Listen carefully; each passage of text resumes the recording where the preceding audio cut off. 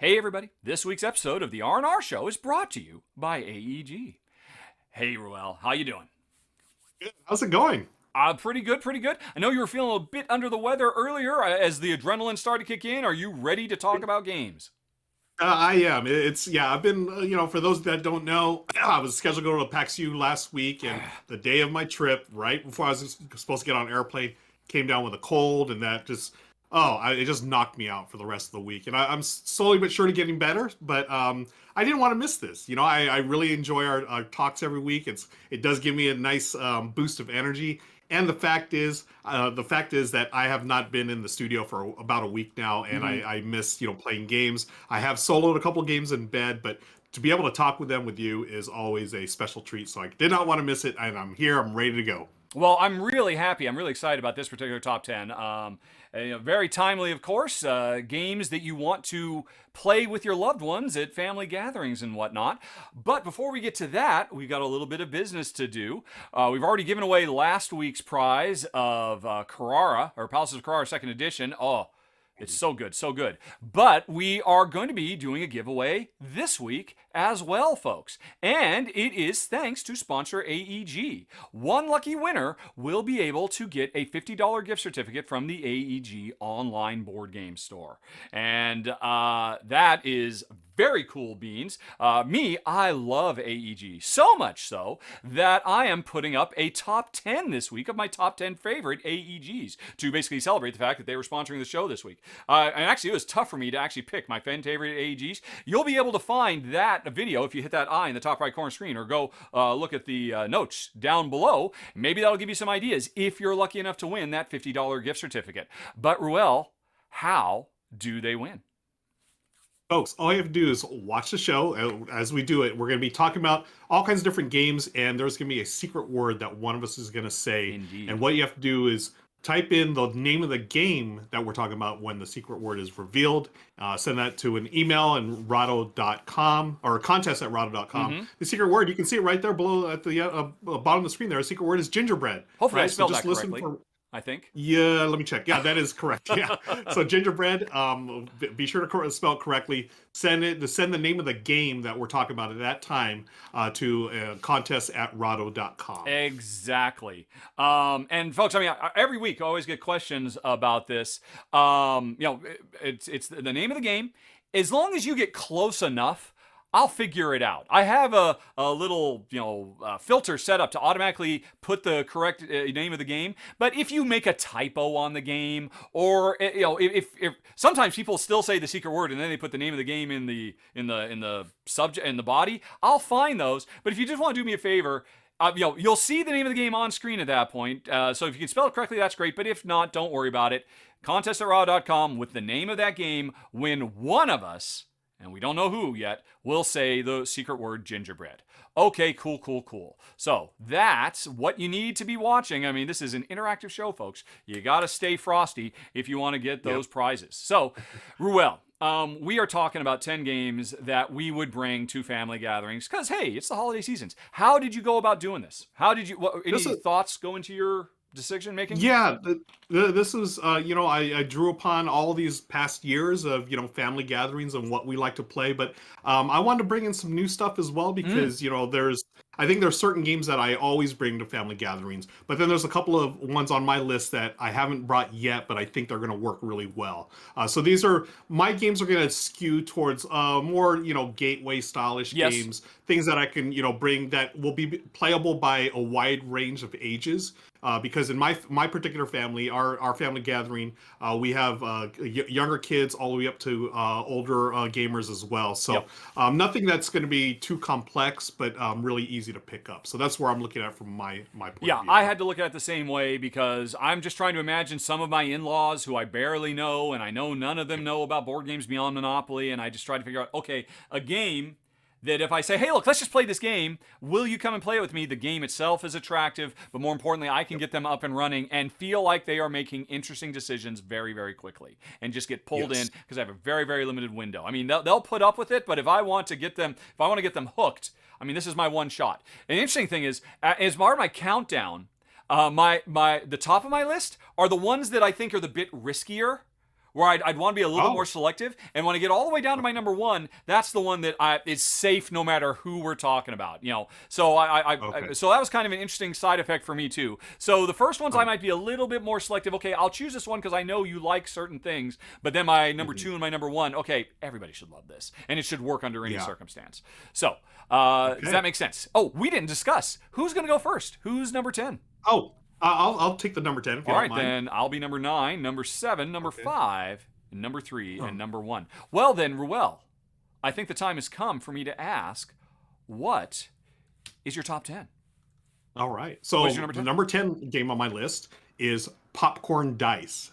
This is a Popcorn newish game. dice. Yeah, Okay, let a me see newish if I can game that find just that. yeah. See if that'll show up there. Popcorn Dice is from Van Ryder Games. I see. It was out earlier this year, I believe. A very simple dice chucking game, and I always look at it like this. I know, a lot of my family grew up on Yahtzee. This takes elements of Yahtzee where it's, press your luck. You're trying to collect sets of popped popcorn. And oh, is it not showing up on screen? For some reason, of course. Folks, you don't know, we actually record this show live the day before. We're in front of an audience of over 100 people who are watching me flounder around trying to wonder why, after the browser has worked great all day, it has just suddenly decided to disappear. Because it's Oh, completely wow. disappeared. Thanks. That's fantastic. Okay, Thanks, Internet. time to call an audible and bring out a different browser, I think. And hopefully that will work. Oh my goodness. But I'll Wow. let That's you a bummer. continue talking about it. How Okay, strange did this so happen? on popcorn dice, you have standard six-sided dice. Now these are very chunky. They remind me of King of Tokyo dice, and you're gonna have a big old bag of them, or a popcorn box full of them. And on your turn, it's very simple. You roll all the dice, and some of them are going to have popped kernels, some are going to have burnt kernels, and some will just have regular kernels. And what you're trying to do is get all of them popped. As you roll regular kernels, those score you nothing. The pop kernels will score you a point. The burnt kernels will lose you points, I believe. And I'm so as sorry, I'm folks. talking, I'm I seeing all promise the you will see browser these stuff. things he's talking about before he is done. Or my name isn't Rahdo, and it's not. So that's clearly the problem. All right, there we go. Okay.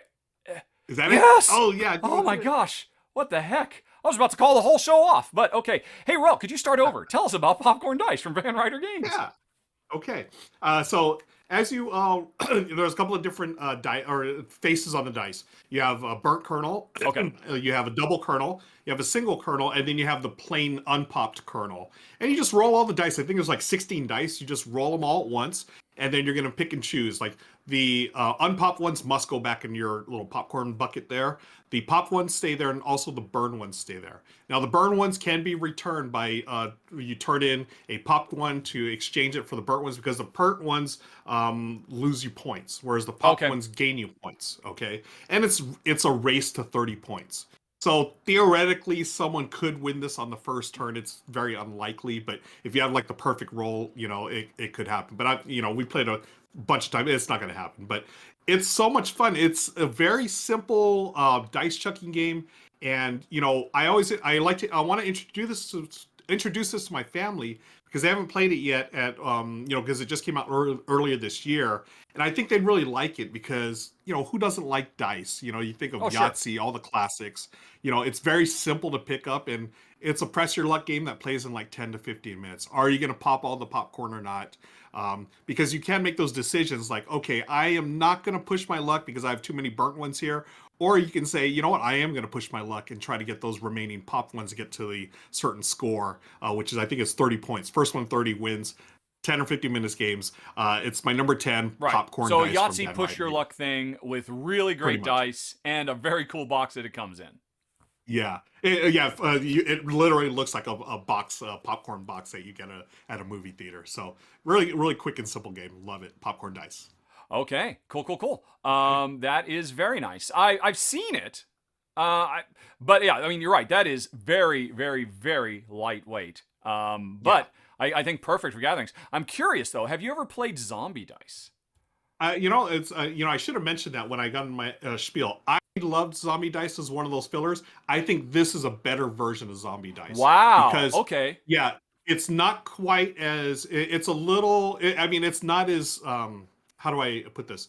it's probably not as complex, even though Mhm. zombie dice is not complex at Yeah, all. yeah. But this one takes off that layer of, there's different ways to, shoot or kill or whatever. Plus, I think the theme is just It's going to be more family, a little attractive more for family anybody. friendly. Yeah, totally. Yeah, Okay, cool. yeah. Well, all right. Well, that gave me enough time to prepare to talk about my number 9, which I Awesome. never know how to pronounce. Maybe you can help me with it. It Uh-oh. is Arraial? Arraial? The way I learned it for Portuguese, the R's are like more like H's, so Yes, that's Arraial. what I understand. Yes, Say it again. Arraial. Arraial. All right. Yes. Well, here's the deal, folks. This game is fantastic. Ruel and I have talked about it on the show in the past. We both agree. I think, didn't I get your wife hooked on this game? If I recall. Totally. Yeah, because I'd originally suggested to you. Yeah, we had done a show about co-op or no tile laying games or something. Mm-hmm. You had mentioned it. I picked up a copy, and Michelle just instant like one of her favorite games of all time, instantly like top 10. Oh yeah, easily. yeah, and with good reason. Yeah. And the reason I put this on the list is because at this point, is there anybody in your family that has not played Tetris? Everybody knows Tetris. Everybody loves Tetris, right? And I mean there are plenty of polyomino tile laying games out there, but this one I think captures the Tetris feel in an interesting multiplayer way more than just about any other one, because everybody has their own little Tetris field where they're trying to make Tetris shapes. The L and the I and the S and the O. All the 4 different shapes. Come down and trying to slot them in to very satisfyingly fill in all the little blank spaces. And when you get one of these tiles, you have to put it at the top, and it has to slide down appropriately, and then when it hits the bottom, you can slide it left or right to slip it into place. It just feels great. Anybody who's played Tetris and liked it is going to say, oh, I can play Tetris with you on the table? Let's try. And then, oh, this is so bright and vibrant and colorful? Yeah, let's try. But then, where the game gets interesting is the pieces that are going to come up are taken from a central rotating board in the middle of the table.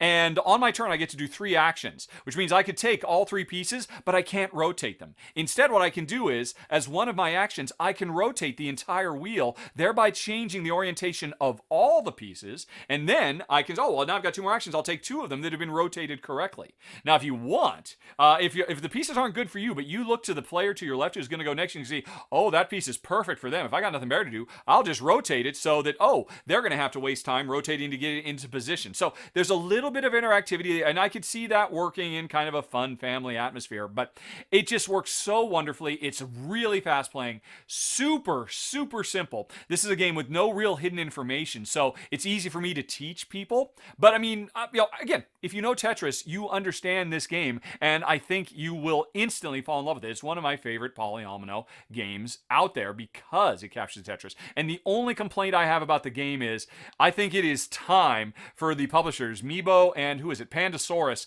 to reprint this game and change the name. Please. I love the original, an Arraial is a Portuguese block party. And this is what it's trying to recreate, all the different things, represent dancers at your party and musicians and all of that. And that's all great. Yeah. But just republish it and just change its name to Block Party. And then thank you. Yeah, because that's the perfect name, Block Party. Yeah, I mean, you remember, and what was that game Rahdo was talking about? How did you spell it? I have no idea how to spell it. And you just can't find it. And I think that's why this game hasn't quite gotten as much attention as it should, because it's absolutely brilliant. It's the number 9 on our Games to Play with Family Members, Arraial. Or as I'm going to call it, Block Party, because that's what it should have been called when it was published worldwide. Yeah, it's so good. And I don't know if you knew this, but earlier this year there was actually a Tetris board game that came out. Oh, really? By Phil Walker Harding. Yeah, and I played it, and it's not as good as this one. Wow. It really okay. Yeah. Yeah. So this should be the official Tetris. And that's saying this something. This should be the official. Because you're a big P-Dub. You're a big PH-Dub fan. P-Dub-H. Yeah, P-Dub-H. I am a P-Dub-H fan. Right. Praise be Phil Walker Harding. Yeah, I was a little disappointed. And the official Tetris game, I think it is because of the components. They weren't that good. But, okay, yeah. Anyways, Arraial's a fantastic game. Okay, so what is number 8 on our list? Yes, number 8 on my list is Wits and Wagers, the Vegas edition. Wits and Wagers Vegas. I think that's the official name. Vegas Wits and Wagers. I don't know. I'll do a search for it on Board Game Geek right now. Wagers Vegas. Let's see if we can find it. Wits and Wagers. It's Vegas, baby. It's Vegas, baby. Wow. Even better. Of it. There we go. this is a wonderful, wonderful trivia game. And, as I bring these games to family gatherings, I'm thinking people are thinking, Monopoly, Risk, Trivial Pursuit.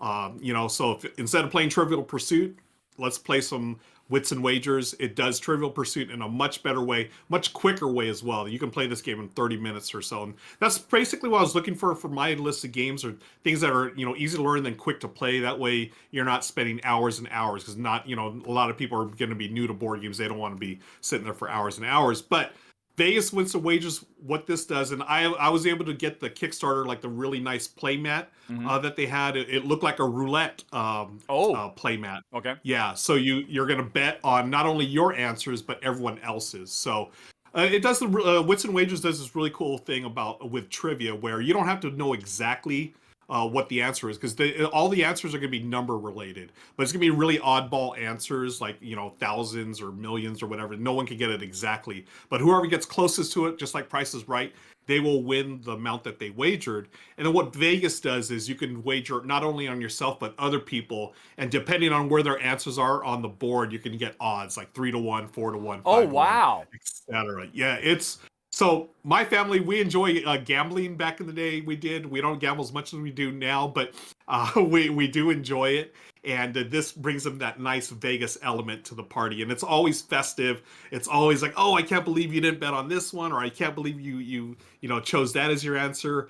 It's a very interactive game, very fun. It's easy to get into, and the game probably takes like 30 minutes to play. So that's my number 8. Wits and Wagers. What is it called? It's Vegas, baby. It's Vegas, baby. It's Vegas, baby. Yeah. Can I ask you this about it? Does that level of betting and gambling and whatnot add an extra level of complexity? Does it make it harder to function as a gateway in a situation where you might have family members who are a little tipsy, or any number of things? That's funny. No, it doesn't. That's the great thing about it. You're still going to try to you're still placing your bets on who you think has the correct answer, right? So one of the questions may be, what year was the first Superman comic published? You know, and you write on a little board, like, do I write 1941, 1945, whatever, and then you place those answers there, and you're going to bet on which one you think is correct, and whoever's the closest without going over gets that bet. And so it won't affect like where you're going to place your bets, because I mean, you may think about, hey, maybe I want to put all my money on Ruel's answer, so I get 10-1, whereas Rahdo, his answer is on the 5-1 slot, stuff like that. So it doesn't add the complexity, but it does give that, it adds that boosted bit of gambling, which I think is can be a lot of fun for these family gatherings. Okay, cool. All right, well, I have to admit, dirty little secret, I've never played Wits and Wagers. Oh, I'm very familiar with it. I know the basics. It's just not really a game that works well with 2. No, not at all. Yeah, are you a trivia fan though? Oh, yeah. I would definitely give it a go. So I guess it's, if I ever come to your family gatherings, I might have a chance at it. Yes, because this is not on my list. But on my list, we're moving on to our number 7.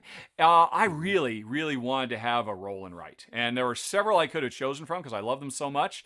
But ultimately, I had to go with On Tour.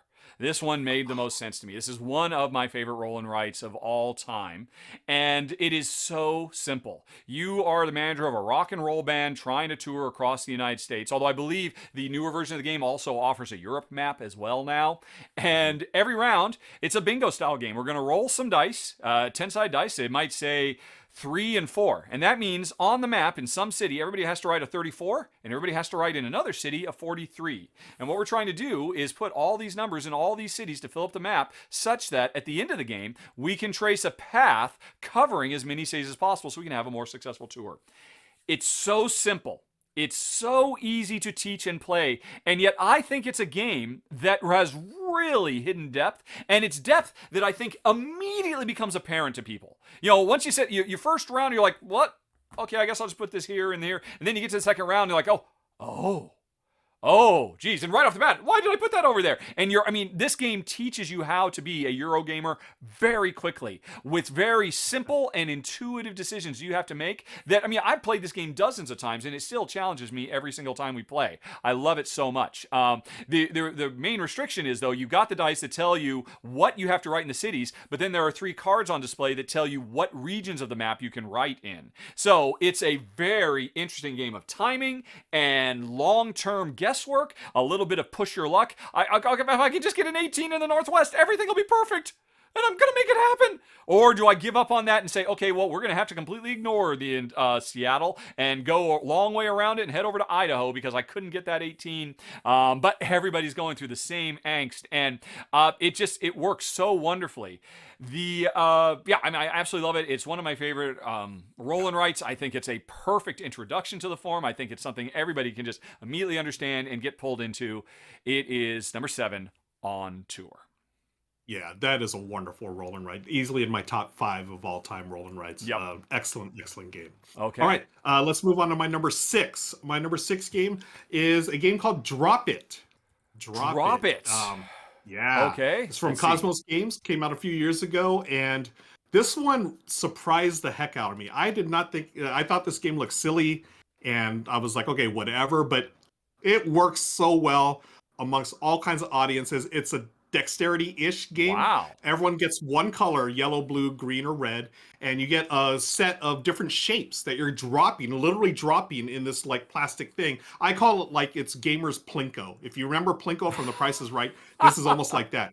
So I drop in a yellow piece, and as long as it doesn't touch another piece that's the similar shape or color, then I will score points. Like you start with 1, go 2. As you get higher and higher, you're going to score different points. There are bonuses that you can hit. You just look on the little piece of plastic, the plastic drop-in thing, and as your piece covers that, you'll get bonus points. And you just play until everyone's dropped their pieces, and then the most points wins. It is so simple, and it's so simple and brilliant. It takes 15 minutes to play, maybe 20 minutes or so. Anyone can play this game. You're just dropping pieces, and it's so good. It gives you a couple of different scoring options as well. The little things that you add to the scoring, you can change it up. Like, you'll lose points if you place it on the left side or right side, or get additional points. Drop It is a wonderful game. It has great table presence because you stick that little piece of plastic there on the table and people are like, wait, what is that? I was like, all I say is it's just like Plinko. If you're seeing that, you want to drop things in, you want to score points. It's so good. It's my number 6 game on this list. Drop It. Okay, all right. I have never even heard of this, but I can certainly see what you're saying. It's got an incredible table presence. It's just going to put people. It looks like it goes up to 4 people, or you can play it in teams. Have you tried it as teams? Yeah, it works better as competitively. As teams, you would just do 2-on-2 or whatever. You want to play it just to win. It's a competitive game, so it's really the components are nice. They're wooden pieces you're dropping in, and it's so much fun. I actually learned this game at Dice Tower West a couple of years ago. Someone had it up and we're like, what is that? And immediately I think it was like 4 of us, me and my buddies, we all went and got a copy of the game for ourselves right after we played it. It was that good. All right. Highly recommend it. Drop It. Works well at family parties, folks. I would certainly say that makes sense. Okay, cool. And I would definitely give it a go too. All right. Well, so far, question is, folks, you can say it down in the comments. Which family gathering do you want to come to? Based on these games, my number 5 on the list is Ticket to Ride London. And I mean, Ticket to Ride, of course, is widely regarded as the premier gateway game. And I think it definitely earns that pedigree. Even though it's got hidden information, you've got, secrets you're trying to keep, it's so easy to teach. Anybody can be up and running in no time. But here's the deal. A couple of years ago, a couple of new versions of it came out that are, the first one was Ticket to Ride New York, and then London was the second one. And these are basically Ticket to Ride Express. Instead of taking 45 minutes to an hour, these take 10 to 15 minutes. But they still have all the really great intense gameplay of the rummy style, collecting cards, trying to get the perfect stuff to complete routes on the table. But and then the brinksmanship of, okay, do I think I can actually make this route from here to here? I better get in there quick before somebody else takes that core central place. But the whole game, you get the full sense of Ticket to Ride in 15 minutes. And I have to admit, Jen and I, we'd kind of gotten burned out on Ticket to Ride over the years. I played it dozens of times. Different versions, the original, Europe, Switzerland. I think I played a few other ones as well. And we ultimately got rid of them all because I think I'd had enough of Ticket to Ride. But then when I tried London, and I realized, oh my gosh, Ticket to Ride is the perfect filler game. It just plays wonderfully. 10, 15 minutes, you're in and out. Somehow, Alan Moon, design genius, has scrunched it all in without compromising anything, and if anything has added stuff, because it comes with a new feature, kind of an area control element, where there's different districts that, in addition to whatever your tickets say you're trying to do, you're trying to connect to all these different cities that have a specific color on them, so you can get bonus points. It's great. Also, not for nothing, I love replacing the trains with little double-decker buses from London. That's really wonderful. So, yeah, I mean, you just know Ticket to Ride is a safe bet, but a 15-minute Ticket to Ride that you can teach in less than a minute, that is even more perfect for a game where you've got all kinds of folks who maybe don't have time to sit down for an hour to indulge you. But yeah, anybody can sit down for 15 minutes, and I think when they come away, they'll say, can we play that again? Which is why it comes in at my number 5, Ticket to Ride, London. Fantastic choice. Yes. Yeah, I love the smaller Ticket to Ride. Just like I like those smaller Pandemics as well. I think those are great express versions of these classic games. Yeah. Classic. Do you have a preference of London over New York? I haven't played London yet, unfortunately. I've only played New York. All right. Yeah. Now, New York, you said London has the buses. I think New York has the taxi cabs. I think that's right. Yeah. Trains. Yep. Yeah. So it's fun, but yeah, I'm interested in trying London as well. All right, great choice. Let's move on to my number 4. Yes, sir. So if you my game so far, I've had dice, I've had trivia, I've had the little drop it thing for the dexterity. I had to have a word game on here because I know my family there's people who are in word games. My number 4 is Just One. This is a Spiel des Jahres winner from a couple of years back. It's a cooperative game. You're trying to guess. There's, I think it's 13 words that you're going to get, 13 different cards, but each player will take a turn as the guesser, and everyone else is going to help them guess what they do not see. There you have the word in front of them. You can see right there on the screen there for those of you watching. One person is going to randomly choose a number. That number corresponds to the word they must guess, and everyone else has to write a word on their little easel there. And then the guesser will close their eyes while everyone compares answers quietly. Any answers that match are erased. So you want to be unique, but then you want to make sure those words aren't too unique where you can't figure it out. And then whatever words are remaining, the guesser will open their eyes and look at all the words and try to guess the one word that you're trying to get through to them. You go through it. There's 13 words. If you get them all right, which I've never done, I think the most we've ever done is 11. It's a wonderful game. I had not played it for a while. I think for at least a year, until recently I got reintroduced to the game from a friend of mine, my buddy Daryl.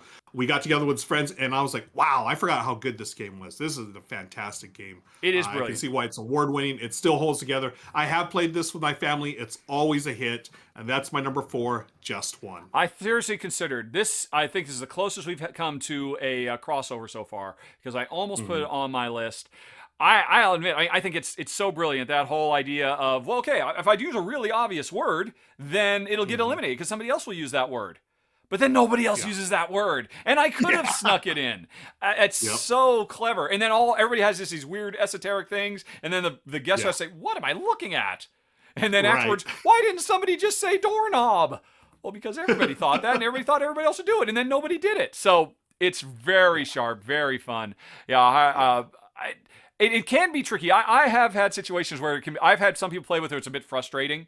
When they're the guesser, like, oh, I have no idea.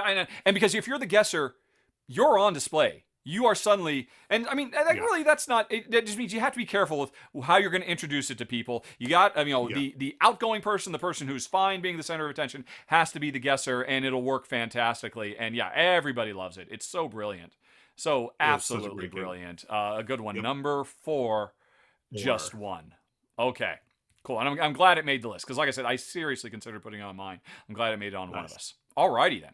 Well, then we're getting close to the end, and like I said right up front, I started with the earlier games I had were a little more complex. Arraial, I think, requires a little bit more teaching. I'm trying to get to simpler and simpler ones, but our number 3 on the list might make you say, really? Really? Is this one that's going to work well with just a wide variety of people? Is this a really simple game?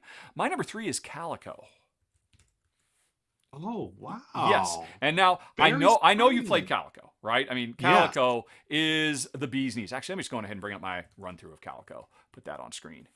It is a Wow. brilliant tile laying game. I absolutely Hmm. love it to pieces. I love tile laying games in general, and this is a very challenging one. It's at its heart very simple. We're trying to make a beautiful quilt, such that that looks so nice that all the kitty cats will want to come and curl up and take a nap on it. So I mean, there's a little danger if you've got somebody who absolutely hates cats. Then maybe they're going to turn away. But I mean, I've got a pitch for that. It's like, oh, you don't like cats? That's no problem. You can completely ignore the cats because this is a Yep. relatively interesting game. You could be trying to do your tile laying to make the ideal circumstance for the cats to come in. Or you could be trying to match patterns, getting big groups of the same patterns of tiles together. Or you could be trying to match big groups of colors to get the same group of colors together.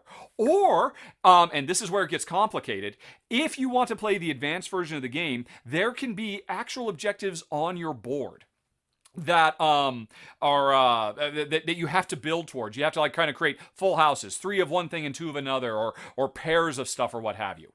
And now Hmm. the thing that I so respect about Calico, and I don't see many games do it, and I want to see more games do it. This game, I would never bring it to a family get together and just set it down and say, hey, let's play a full game of Calico. But this game comes with very, very good introductory rules where you turn certain elements off, most notably those objective tiles that get placed in the center of the board. And it also suggests, hey, use these particular cats. So, as hardcore game geeks, my wife and I, we tend to ignore those. Here's how you can set it up for your first few plays, but definitely use those in Calico because, as I talked about earlier, this is a game where, oh, it's so simple. I've just got 3 tiles. I understand what I'm trying to do. If I don't have those objectives on the board, I understand what I'm trying to do. I'm trying to match colors, I'm trying to match patterns, and maybe I'm trying to make a pattern like what the cats want as well. But, after you've taken your second or third turn, you're like, oh, whoa, this is hard.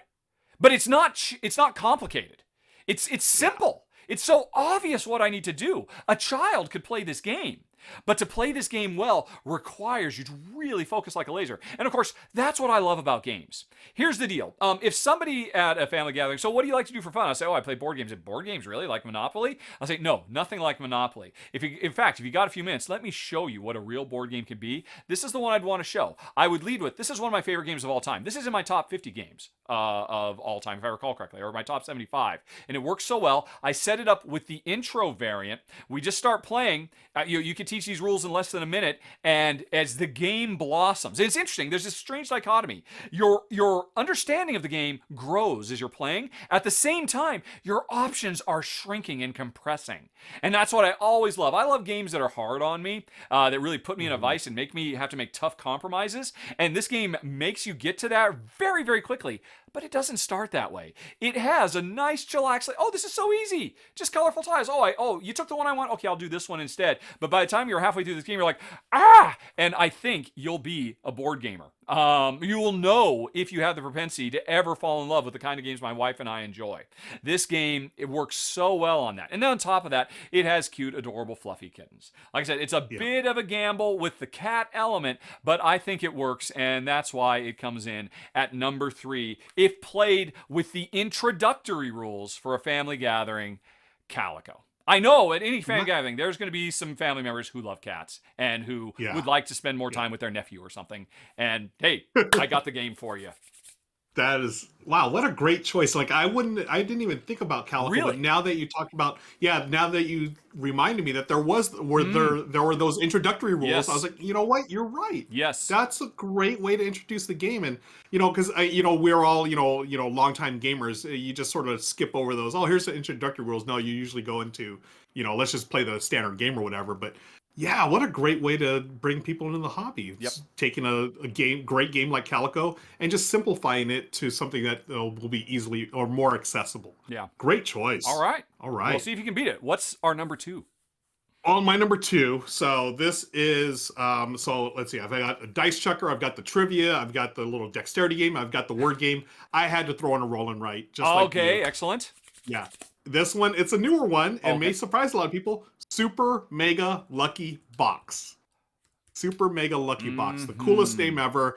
The art is what sold me immediately. If you can bring it up, you're going to It's see. coming. It's coming. Yeah.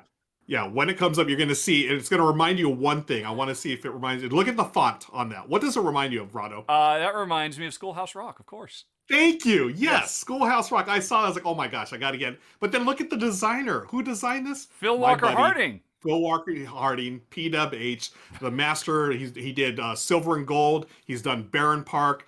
He's done, what's the other one? Gingerbread House. He did that And one as well. I mean, a wide variety. I mean, he is a top tier designer working in the industry. He is. Yeah. And I love his games. And what he did with Super Mega Lucky Box is he took the game Silver and Gold Okay. and took out the polyominoes. And this is what it is. It's just strictly numbers. It's like bingo. And, not only is it rolling right, but everyone's played bingo. And that's how I teach this. Okay. This is gamers bingo. All you're doing is flipping over one of those numbers, like a 4, it's a 1 through 9, you flip over a number, and then everyone crosses out that number on their one of their cards. So you have 3 cards you start with.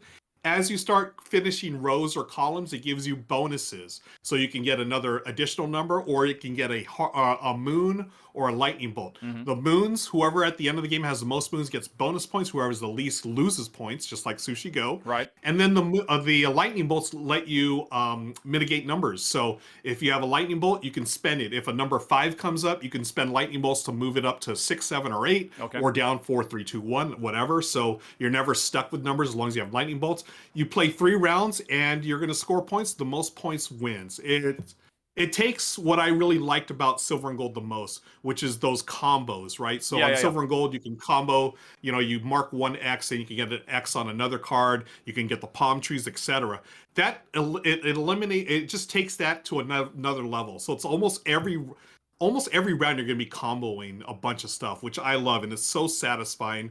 And that's why it's my number 2 game on the list. The games that you want to bring to the holidays, the family gatherings, Super Mega Lucky Box from Phil Walker Harding.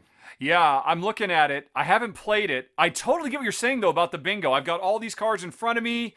I hit the 7 on all of them.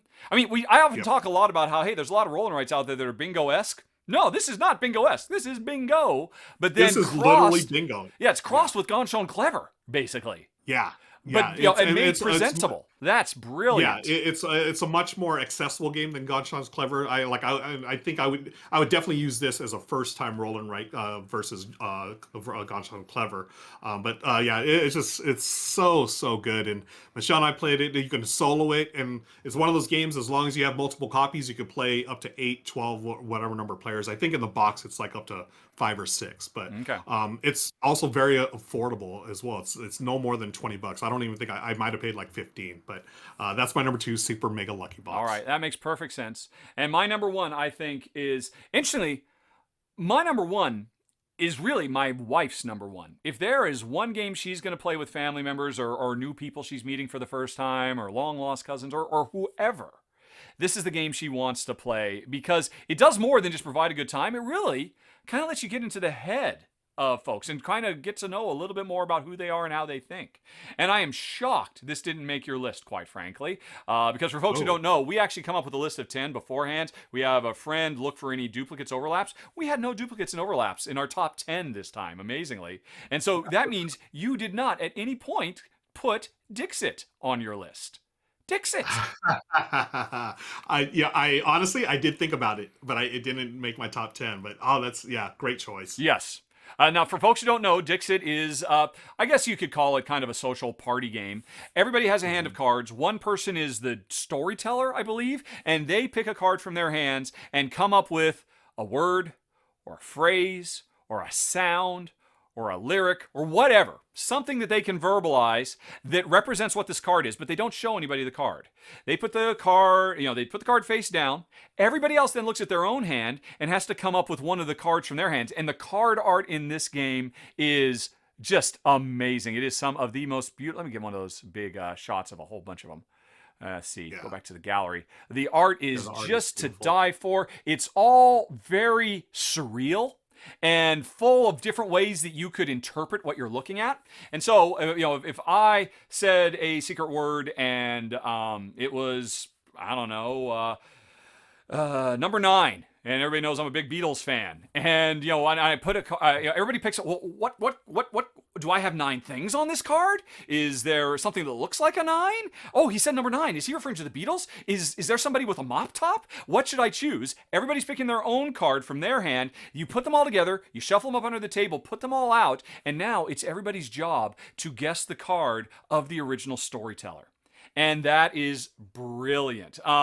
Because what inevitably happens is, sometimes, I got no cards. I have no idea what to do. I'll try to put my best in. But sometimes people will come up with really interesting connections with the word and their art, or the storyteller will as well. And the most fun is not tallying the points. Because I'll be honest, there is a relatively complex scoring system for this, which you can almost completely ignore because the fun is just in explaining yourself when you describe these things. But the trick is, when you are one of the other players, you want to come up with a good match, but not a match that is perfect. You want to play it loose because of the way scoring works. Because the storyteller wants to have something that's not perfect, because the storyteller wants some votes, but if you're 2 on the ball, like if I say light bulb because there's a gigantic light bulb on my thing, then everybody will know it's me. If everybody votes for me, I don't get points. If nobody votes for me, I don't get points. If some people vote for me, for some people vote for the other stuff, that's how I maximize my points, and other people get points too. So the system is a little complex, but it's worth it because it's brilliant. But the important thing is, after the score is resolved for the round, somebody says, what does that card have to do with number 9? That makes no sense. What were you thinking? And that's where the game comes to life for Jen. She loves it so much because you talk to people, you get to know them, you ask them about their job, you ask them about their families, you ask them about the weather. Nothing actually gets you to ask them about their creative thought process. And this game gives you a direct beeline into their creative brain. And that's what makes it so fun. That's what makes it so infinitely surprising. And it's why, I think it won the Spiel des Jahres, and it's gotten so many expansions over the year. And the expansions are, for the most part, just more cards to keep new, exciting, lovely ideas flowing in the number 1 game to play at, family get-togethers, Dixit. And also, I will give an honorable mention I put this for my wife, Jen, because she loves Dixit. If it were me, I would have put Mysterium, which is largely the same idea, but it makes it a cooperative game instead of a competitive game and brings a lot more theme in. But it's still the same basic idea. Somebody plays a card, tells a story, and other players have to figure out, well, what did they mean by that? Either one would work, but I'll go with Dixit because I love my wife. And she won't go to a gathering without a copy of this game in the car, just in case somebody says, oh, so you like to do it? She says, let me show you. And she rushes out and she gets it, and then you're stuck at the table with her for an hour or however long it takes to play some Dixit. Dixit, wow, what a great choice. Yeah. And I haven't played this game, I think, in at least 2 years. And now that you've mentioned it, I may have to bring it to my holiday gathering. You should. It will work. It's so good. Yep. So good. It just in the middle of everything else you're doing, of the high stress, it just makes you stop and completely rewire your brain and think about things in a completely different way. And and that's what makes it so special. So that was it, folks. 10 great games to bring to your family gatherings and share with your loved ones, and hopefully we may be giving you some thought for that. But anyway, folks, we are done with the list, and on the way out, we just want to remind you: did you hear the secret word spoken? Did you hear one of us say gingerbread? If so, what game were we talking about at that moment? Send the name of that game in the subject to contest@rahdo.com and enter to win $50 in online purchasing power from our sponsor, AEG. And I don't know, I think that's it. Do you have anything more to say on the way out the door? Well, No, the only thing I want to say, and I'm so happy that AEG sponsored this episode because I'm a big fan of AEG games as well.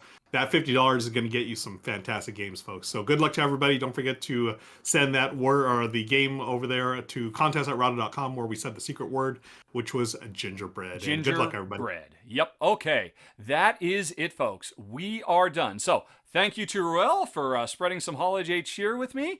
Thanks to you for watching and commenting. If there's some we've missed, let us know. Maybe we should have put them on instead. And finally, thanks again to sponsor the show, AEG. Remember, folks, I've also got a live, right now, top 10 games from AEG. Hit that link in the top right corner or follow the show notes to go check it out. Thanks for watching. Have a nice day. Talk to you later. So long. Bye-bye.